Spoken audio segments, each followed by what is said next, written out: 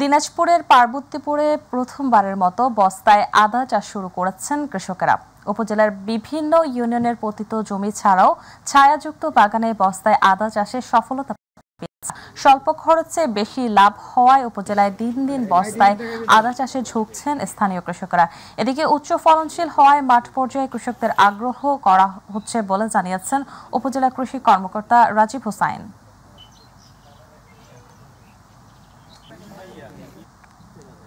পার্বতীপুর উপজেলায় বস্তায় আদা চাষ প্রথমবারের মতো আমরা সম্প্রসারণ করতে পেরেছি এবং এই প্রযুক্তি দেখে আশেপাশের অন্যান্য কৃষকরা উদ্বুদ্ধ হচ্ছে এবং পরবর্তী বছরগুলোতে আরও বেশি পরিমাণে আমরা এটা সম্প্রসারণ করাতে সক্ষম হব।